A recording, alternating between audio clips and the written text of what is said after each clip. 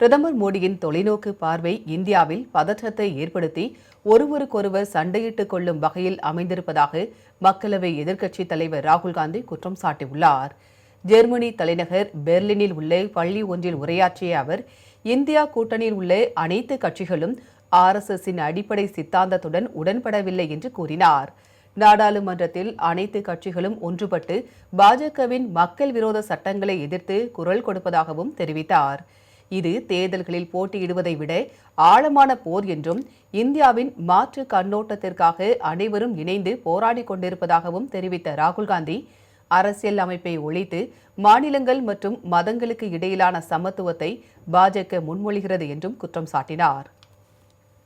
What the BJP is proposing is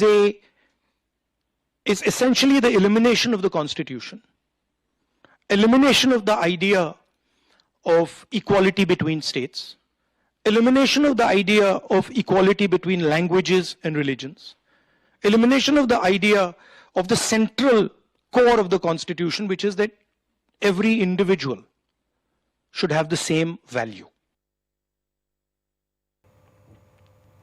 பிரதமர் மோடியின் தொலைநோக்கு பார்வை தோல்வியடையும் என்று தான் கருதுவதாகவும் அதில் மிகப்பெரிய சிக்கல்கள் இருப்பதாகவும் தெரிவித்த ராகுல் காந்தி, இது இந்தியாவில் மிகப்பெரிய பதற்றங்களை உருவாக்கி இந்திய மக்களை ஒருவருக்கொருவர் சண்டையிட வைக்கும் என்றும் நாங்கள் அதை எதிர்த்து போராடுவதாகவும் கூறினார். இது இந்தியாவில் உள்ள இரண்டு தொலைநோக்கு பார்வைகளுக்கு இடையிலான மோதல் என்றும் அவர் தெரிவித்தார். There have always been two visions of India. There has been in Indian history, throughout Indian history, the democratic impulse, conversations between people, decisions through consensus, and there has also been the idea of a king, right?